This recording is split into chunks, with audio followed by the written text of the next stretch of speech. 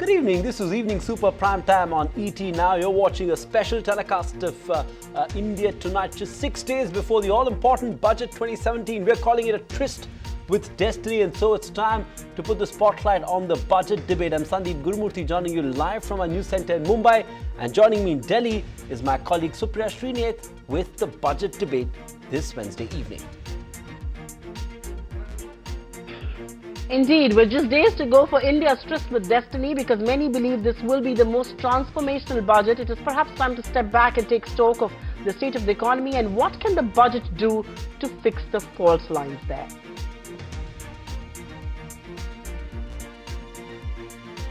Sandeep, you want to take the rest of this? Oh yes, because the question that we are asking is that will this budget be... Yes.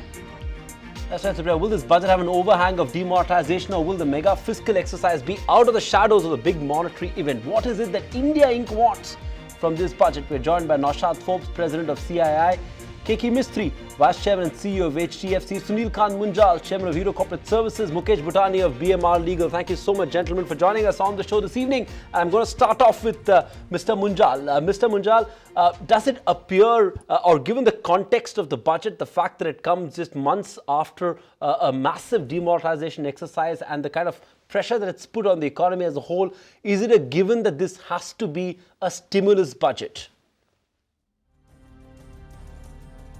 So if you take a step back, industry's expectations have been raised because there's a lot of action going on with this government over the last year and a half or two.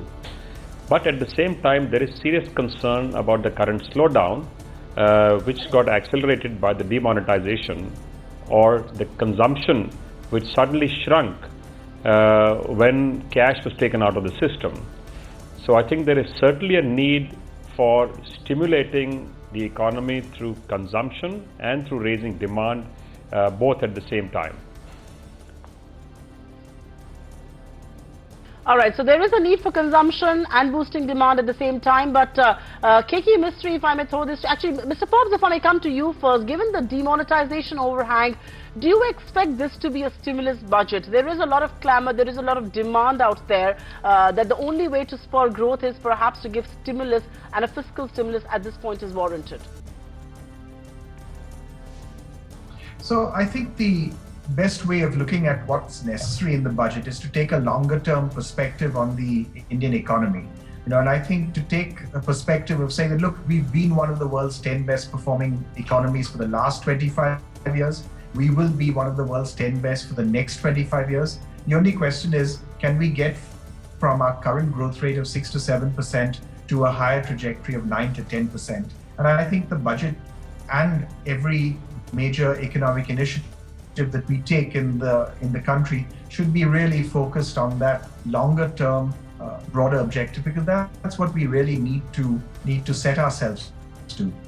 Having said that, I don't think a stimulus is actually required, but I think this budget is a great opportunity to address many fundamental issues, which I think will start getting a little difficult to address from next year onwards.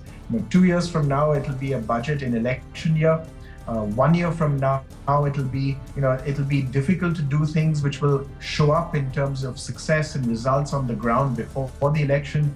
This year's budget, I think, is a great opportunity to address some quite core and fundamental things that are really aimed at improving our long-term growth rate and prospects as an economy, the results of which can start to flow before the next election. All right, so Mr. Munjal believes there has to be some amount of boost to demand and consumption. Mr. Forbes here believes perhaps it has to move away from consumption. But what is the view coming in from KK Mistry there? Which of the two friends that you would want to throw your weight behind at this point in time? I think a little bit of stimulus is probably necessary for the economy. Stimulus could be to sectors which have been affected because of the demonetization, and a little bit of stimulus to industry, a little bit of stimulus to the small and medium scale businesses. And the basic fundamental idea, according to me, in the budget should be to push jobs, to create more jobs. Because we've seen that the investment cycle, the private sector investment cycle in India has been relatively weak for a while. And one of the reasons why the private sector investment cycle has been weak is because the capacity utilization in India is still not high enough for industries to go in for large expansion plans. And to increase capacity utilization, it is important that there are investments made in certain sectors. There are incentives given to certain sectors, which lead to more job creation, which in turn would lead to more income, which would lead to more consumption, and more consumption would lead to higher capacity utilization, which will then be the incentive that the corporate sector requires to make investments. But Mukesh Butani, come in there. Is there a case for stimulus? The government itself, on the one hand, admits that this slowdown is temporary, that the demonetization impact on consumption and growth is a transitory phenomenon. So if that's the case, shouldn't corporate India grin and bear it and not seek stimulus? Well, I think the question of stimulus will be partly determined by how much flexibility and elbow room the finance minister will have insofar as the fiscal deficit estimate for 17-18 is concerned. So if you look at the advance estimates for fiscal deficit for 15-16 as against 3.9%, it's now estimated at 4.3%. So the question that would be on the top of his mind is whether for 17-18 he should stick to the target of 3% or can he have some elbow room on that. And to a larger extent, the question on fiscal stimulus will be determined. Also, what would be on the top of his mind is the flexibility that he availed of last year by way of having a band of fiscal deficit rather than sticking to one target. The government has still not made public the FRBM panel report. Having said that, I think on the positive side, I expect that the tax compliances will go up. The tax collections on income other than corporate tax, and I'll come to corporate tax in a minute, is going to show an increase. He would have money collected through IDS 1, IDS 2. Service tax collections are looking good. Corporate performance is not that encouraging, so he would experience a single-digit growth in corporate tax. But overall, I think the tax collections could look better unless we see a disappointment in the March 15 installment of advance tax. I think the other challenge that the government could possibly have is when they sit down and do the revenue side of the budget, how are they going to estimate the tax revenues from indirect taxes? Because he's gone ahead and announced, and we would possibly see GST from July 1.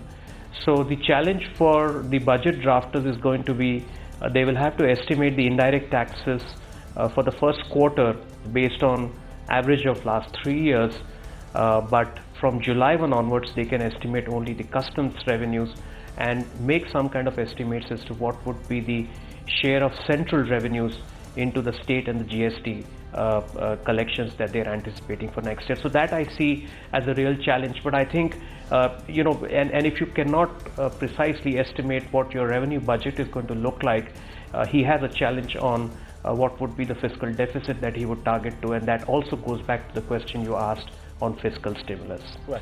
And I'm going to touch upon some of those issues that you raised, both on the fiscal deficit and on the scope to cut corporate tax. But Mr. Munjal, what should be priority number one for the finance minister then? Should it be to boost investment, because despite 2.5 years of this government and the promise of job creation and whatnot, the investment cycle is nowhere close to turning? Or should it be to boost consumption, because we've largely seen consumption-led growth over the last several years, and because of the demonetization impact, the consumption story is at risk of India as well. What should be priority number one? So I think KK mentioned this earlier. One of India's priorities has got to be new economic opportunity creation. And this is actually a virtuous cycle.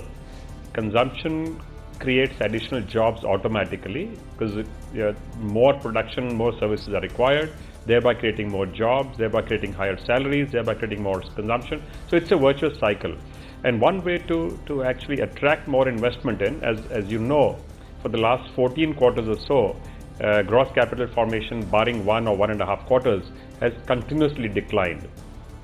We do need to see more investment in public projects. There are a large number of projects in the pipeline. We need to figure out a way how to get them get them on the ground, get more investment and more progress on these projects. So it's not one or the other. We don't really have a choice. They are twin engines. This has to work together for the economy to fire on all engines and to move forward. And don't forget, again, as one of the earlier speakers said, despite the slowdown, we will be one of the fastest growing economies in the world. Unfortunately, it's not fast enough for India's own needs to address our needs, especially of new job and economic opportunity creation, which is why promoting additional economic activities through startups has to get another leg up. Getting GST up and running has to be one of our priorities.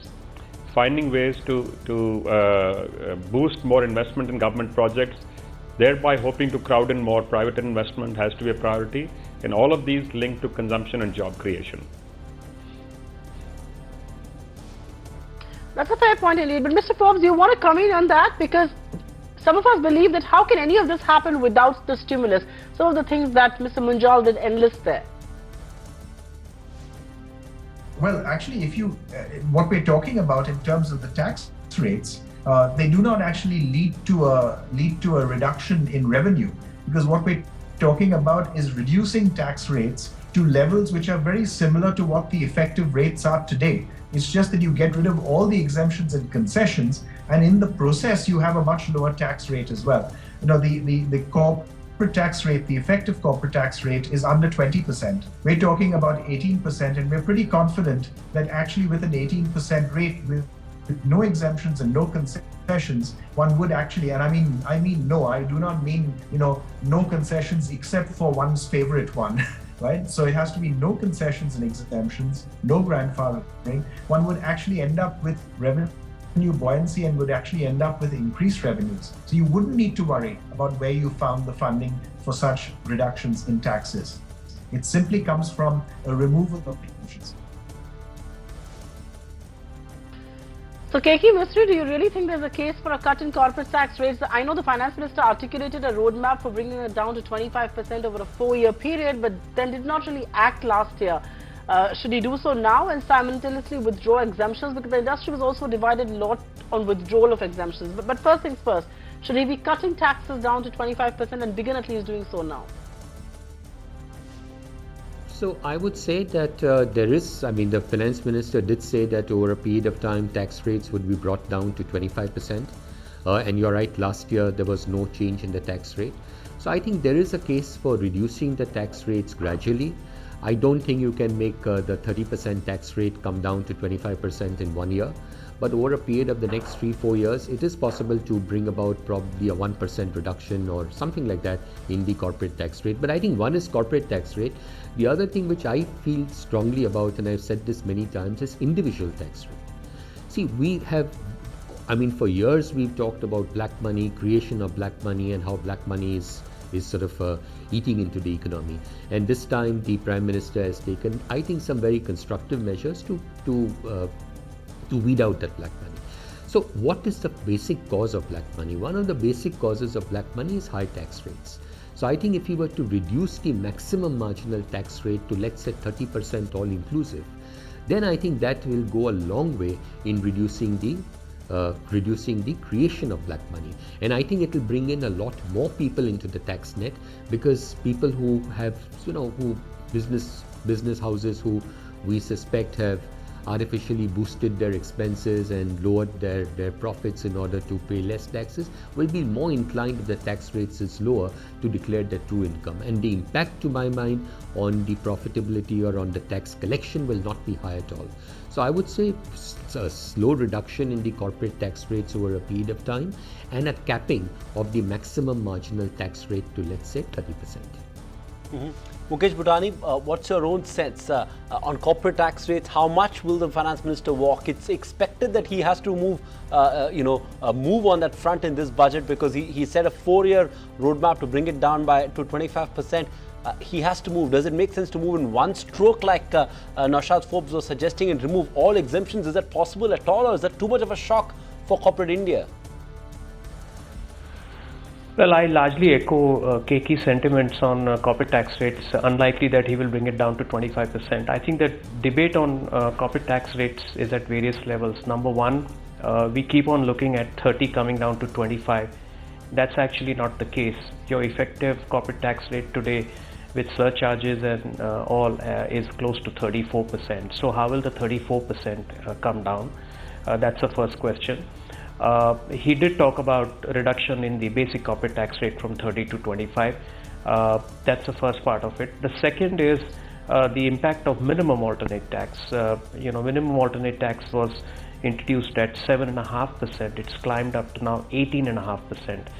So for a tax exempt entity paying minimum alternate tax, dividend distribution tax, and for a taxable entity paying the 34% corporate tax and dividend distribution tax of almost 20% makes us amongst the most uncompetitive nations when you see that the corporate tax rates in the United Kingdom are coming down to 20% and US has already started talking about 15% rate.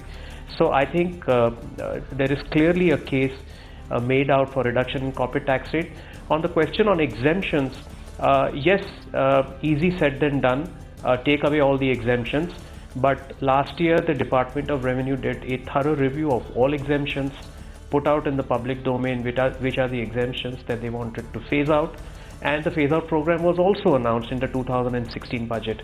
Now, so the government has in its hand a clearly phased out program already legislated in the 2016 budget. So I think I wonder what is it that the finance minister is waiting for.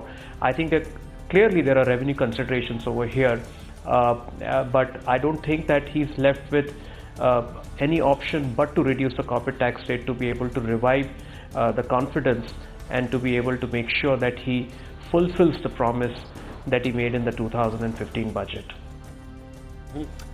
Mr. Munjal, to shift the debate to the fiscal deficit, because that's something that you debate ahead of every budget. Is there a case to relax the targets? But firstly, if there is going to be some stimulus, I'm wondering what kind of an impact will that have on the broader economy, given our experience in 2009 when we went in with a stimulus because that is what the industry wanted, and then it had a significant inflationary impact. Then in turn, we had to there was serious amount of fiscal slippage, which caused a huge amount of macroeconomic instability. So are you worried about that collateral damage that a potential stimulus package could cost? So first, I don't think it was only the stimulus which caused the inflation. It was a series of factors, especially coming from supply side constraints, and we could not improve supply fast enough. And also hindsight is a great teacher. I think we saw both times. We did this in 2006 and then again in 2008-09. What we did earlier, in the earlier round, worked exceedingly well. It helped Indian industry weather that storm much better than the rest of the world. I just want to roll back a little bit on the discussion that is on about the tax rates. There is right now a competitive situation developing around the world where country after country is competing to bring tax rates down, and the new race is between 12 to 15% and 15 to 18%.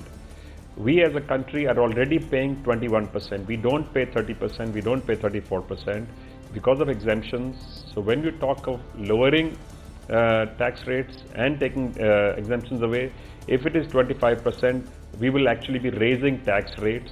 And in today's competitive environment, I think India needs and deserves for tax rates to go down. Both corporate and personal tax rates need to get moderated right now for us to become competitive. To your question on the impact on the fiscal deficit and the stimulus, I think in unusual circumstances, fiscal deficit targets have been allowed to slip in country after country, including in India, and which is what the finance minister said last year. He said we will create for us not one hard line, but we will create a band and we will try and remain within the band.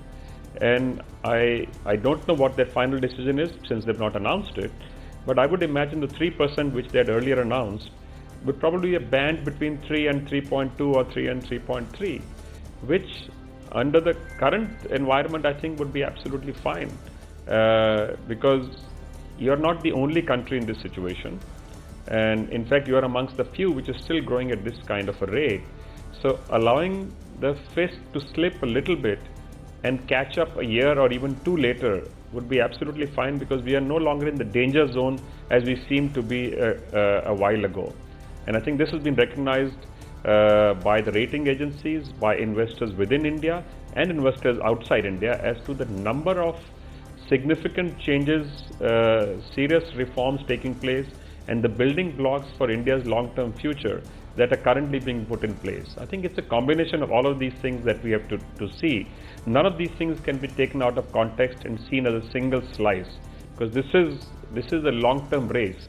So many little things have to be done to allow us to stay the course and continue moving upwards, because for us as a nation, because of the millions of people in poverty, our need for higher growth rate is very high. Our need for job creation is very high. I agree, and I think there's already a raging debate there that should the yardstick for developed and developing economies be the same on fiscal deficit. But Dr. Forbes, I know you have a very strong view on that. In balance, do you expect the government to stick to its fiscal consolidation plan, achieve the 3% by next year, and not deviate from the target for both this fiscal and the next?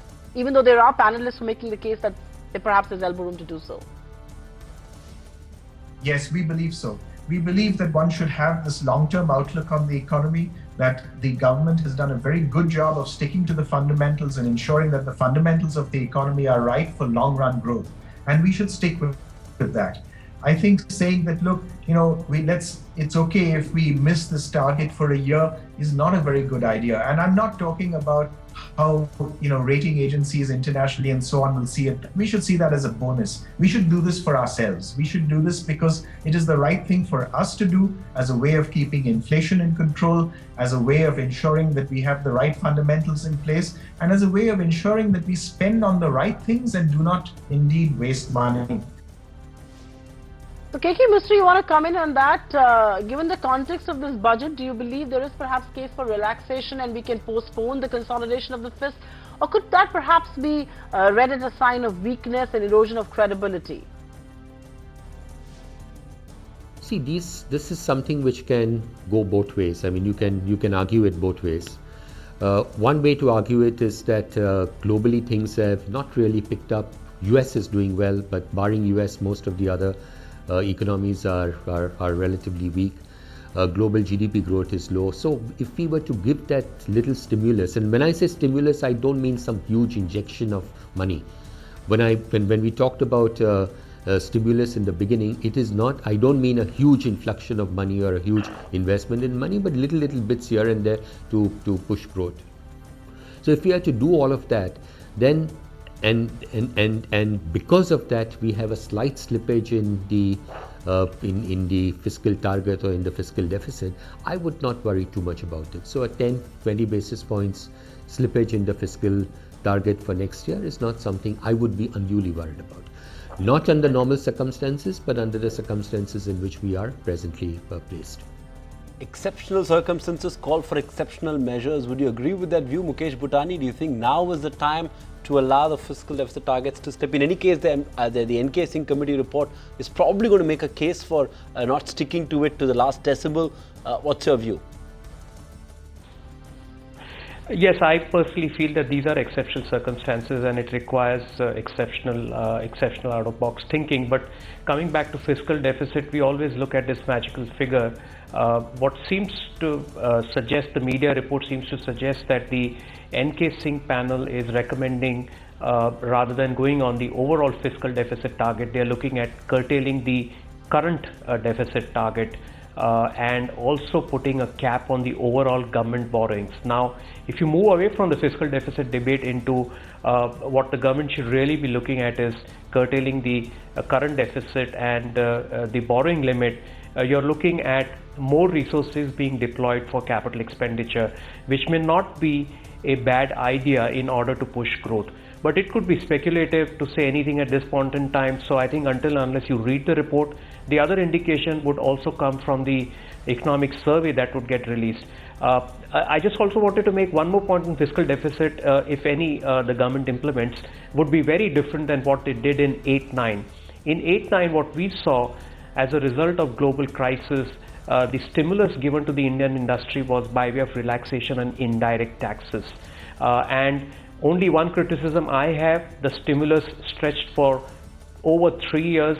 I think the government should have curtailed it. It took a lot of time to be able to pull the fiscal deficit back.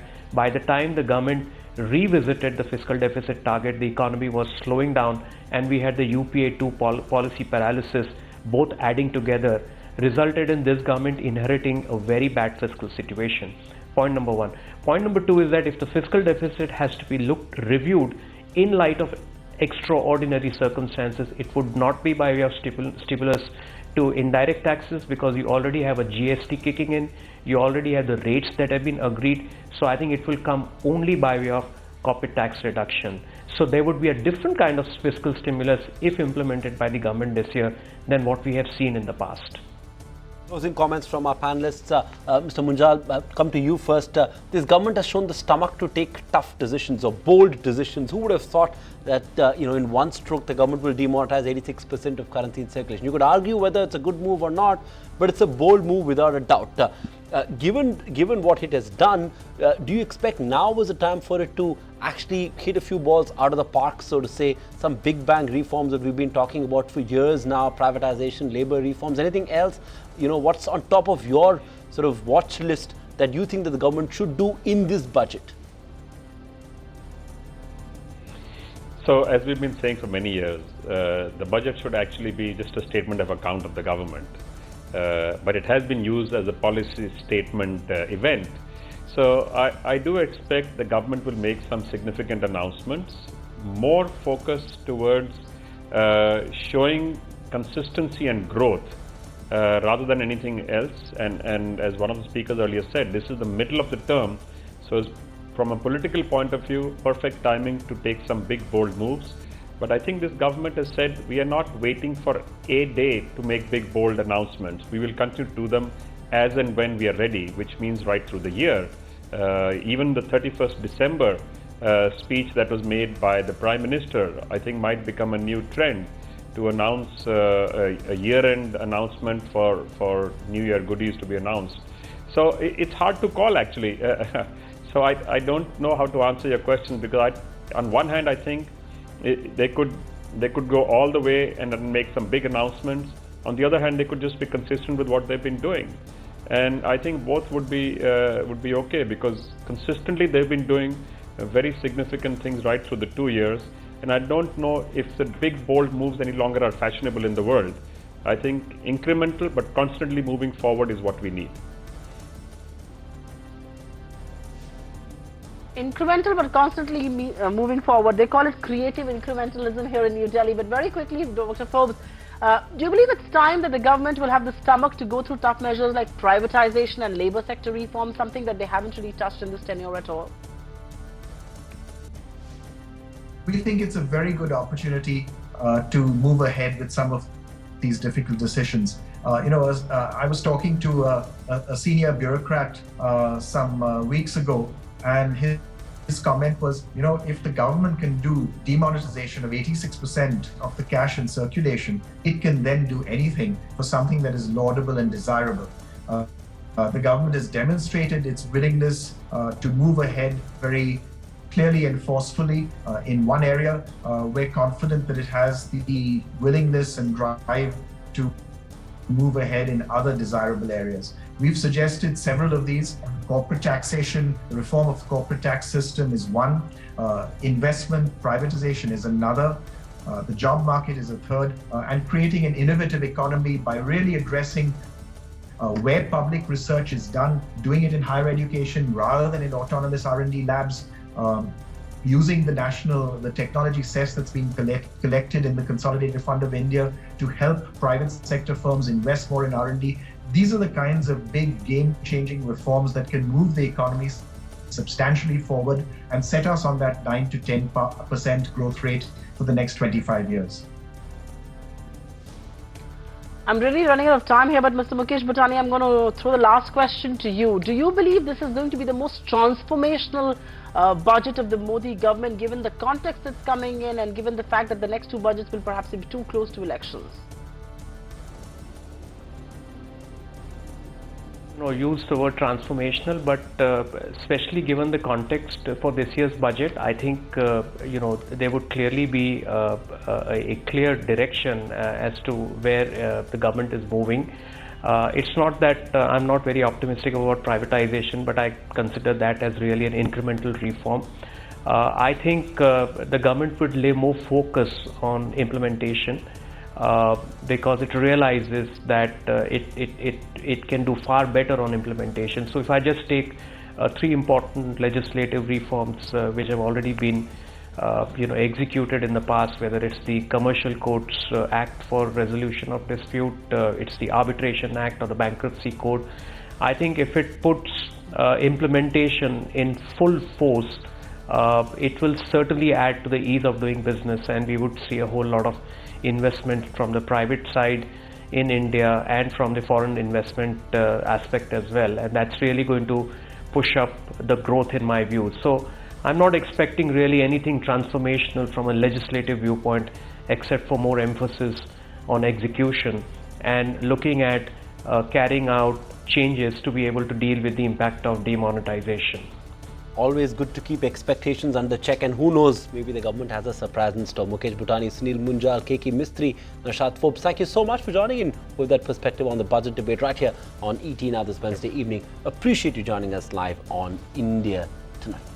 Find us on Facebook at facebook.com/ETNow and don't forget to click the like button. You can also follow us on Twitter at ETNowLive. To stay updated with all our programming, hit the subscribe button on our YouTube channel by logging on to youtube.com/user/ETNow.